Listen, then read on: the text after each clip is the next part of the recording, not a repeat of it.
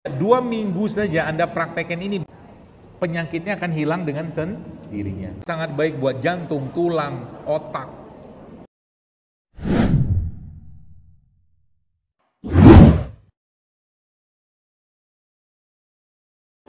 Orang Korea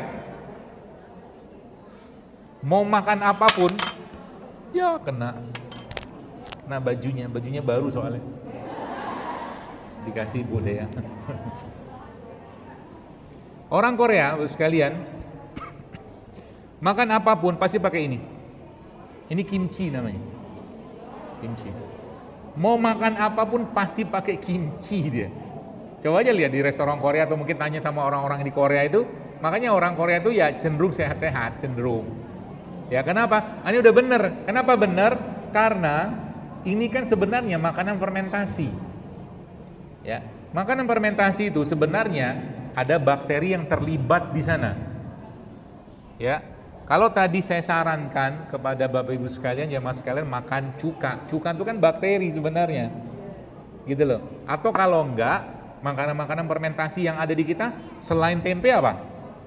Tape, tauco, asinan, gitu loh. Asinan itu kan fermentasi biasanya itu. Itu bagus dimakan sebelum makan.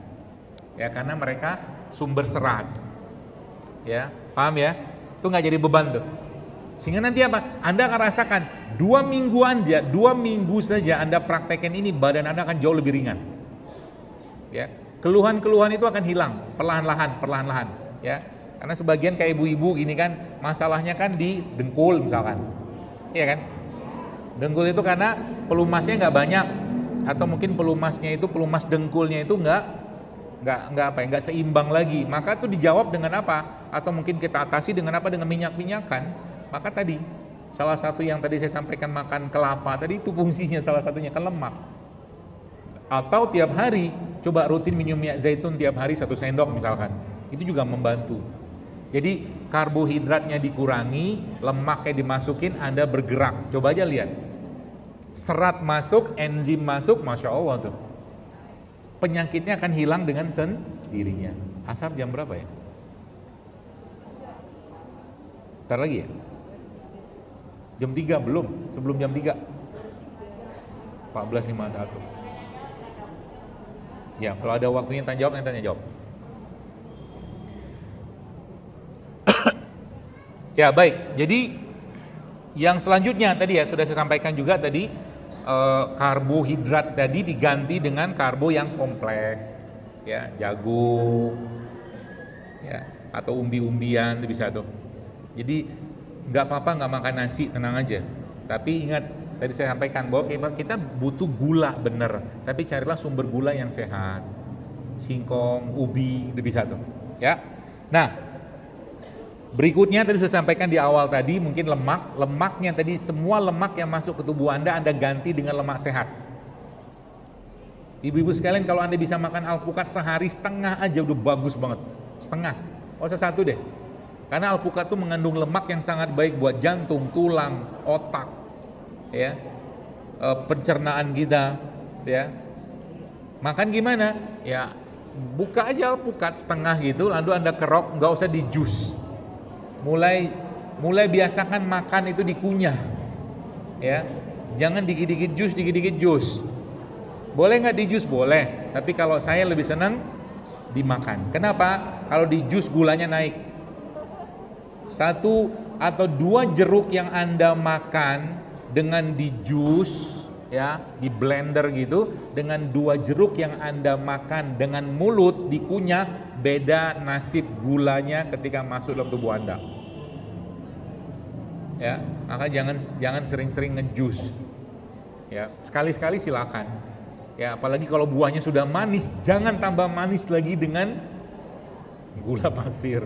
Jadi di rumah mulai sekarang dikurangi gula pasirnya.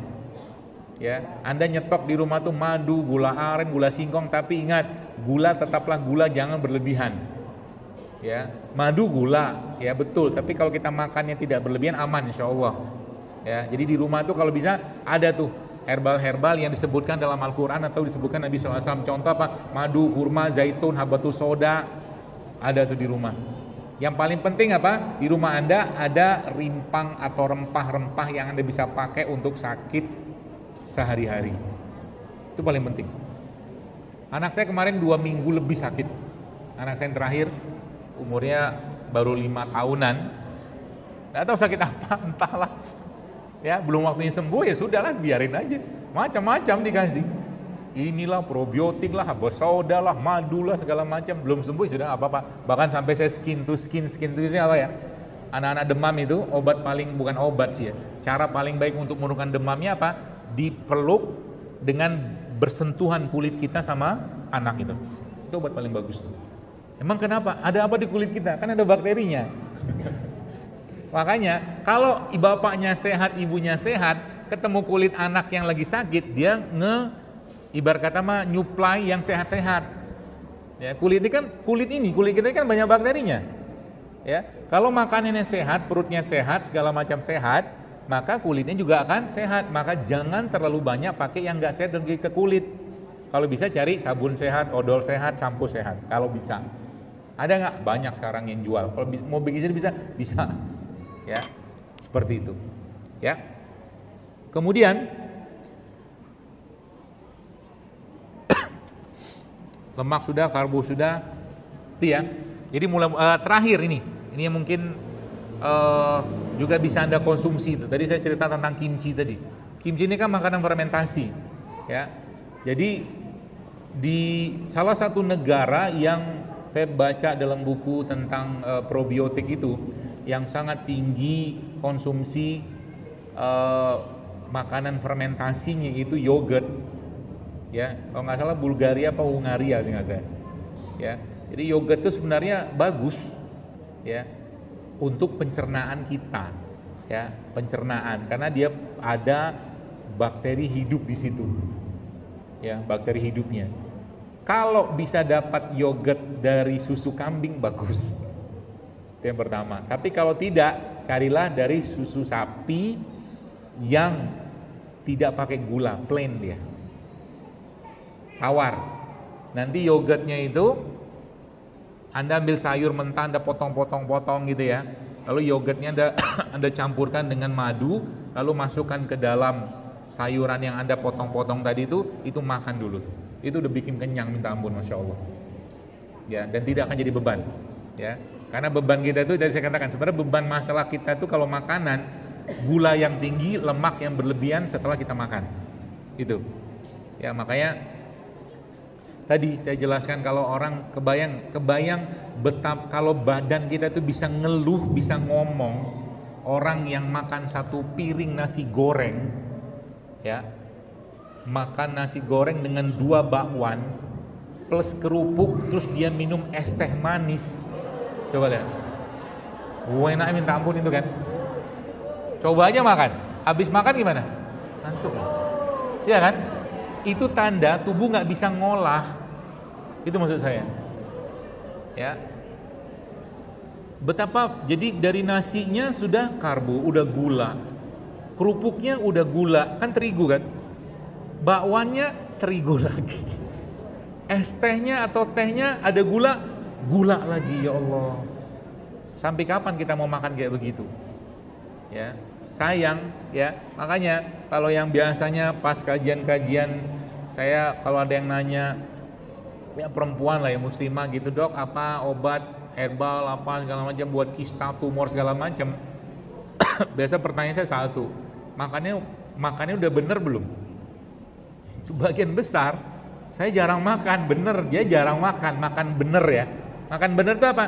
Katakanlah Anda makan nasi, ada sayurnya, ada lauknya, ada apa, komplit semua. Ini makan bener nih, ya. Tapi yang saya maksud ini makan nggak bener apa? Dia nggak makan, cuman ngemil. Makan bakso, makan mie ayam, itu saya katakan. Ya, dia nggak makan, cuman akhirnya apa? Gulanya naik terus.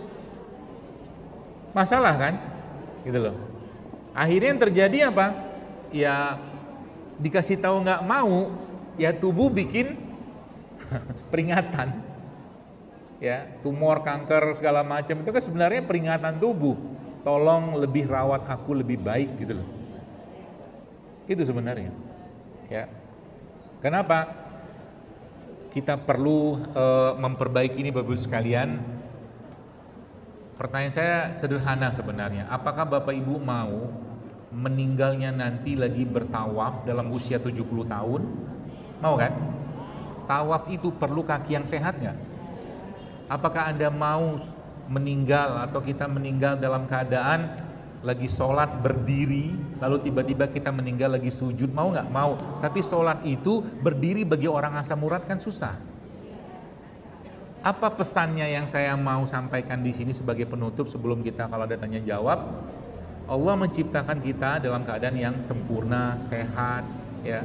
Waktu kita bayi dulu, ya.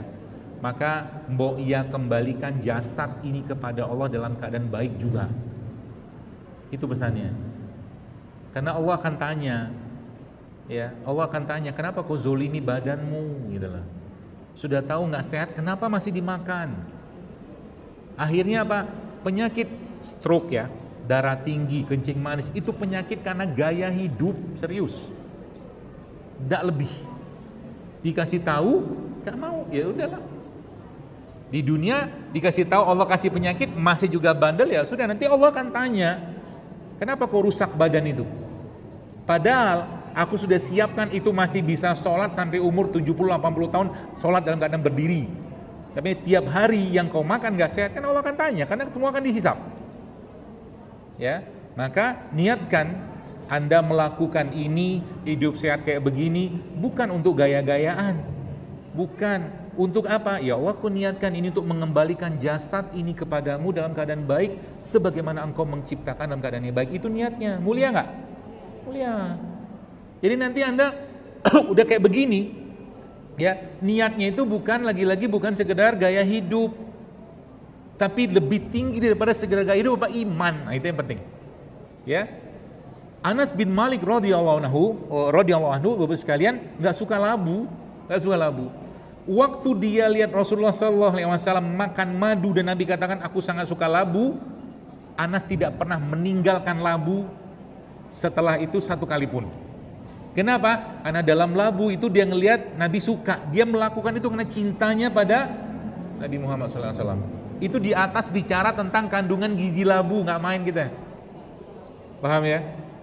Jadi kalau kita sudah punya jiwa kayak begitu, maka otomatis Anda akan jauh lebih senang berpuasa daripada makan yang nggak sehat.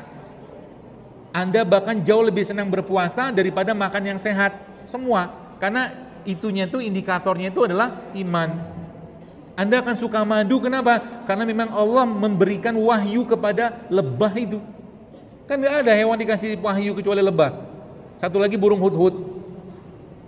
Coba, diciptakan memang khusus untuk manusia. Artinya apa? Dalam madu itu ada kesembuhan. Ya, janji Allah begitu. Bahkan Nabi katakan apa? Syifa'u fi salasatin, kata Nabi. Syifa'u fi salasatin. Syifa itu ada 3, syarbatil asal, minum madu. Jadi ketika orang minum madu itu bukan cuma sekedar minum madu karena madu itu tinggi asam aminonya, proteinnya, mineral, bukan. Ya Allah, aku minum madu ini ya Allah karena itulah yang dicontohkan Nabi sallallahu alaihi wasallam. Keren gitu loh. Gitu tuh. Kita olahraga buat apa?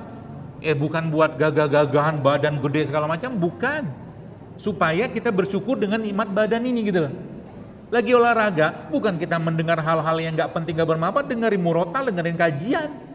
Jadi waktu olahraga pun dapat ilmu, gitu loh. Lagi olahraga misalkan mohon maaf dengerin musik-musik yang nggak penting, bahkan cenderung mengajak pada maksiat, mati kan sayang, gitu loh. Jadi sehat itu ya bagian dari ketaatan kita pada Allah Subhanahu Wa Taala. Ya, maka jaga, mulai sekarang diniatkan. Ya Allah, aku pengen hidup sehat. Ya Allah, supaya engkau lebih cinta kepadaku. Emang ada urusannya dengan cinta? Ada. Kata Nabi SAW, Nabi bilang apa? Bahwa mukmin yang kuat lebih dicintai Allah daripada mukmin yang lemah.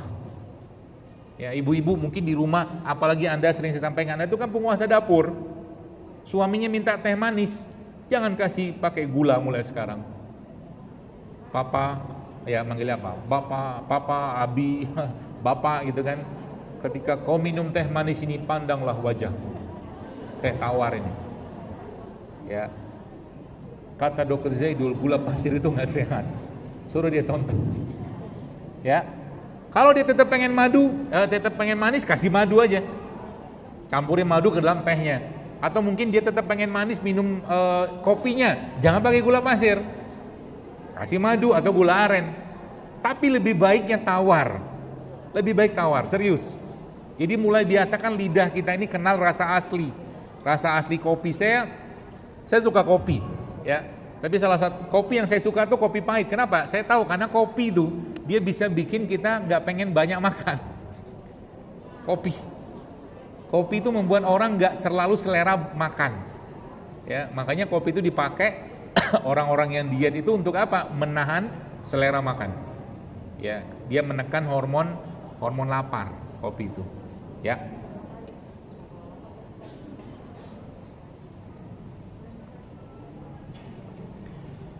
Baik, saya kira mungkin cukup.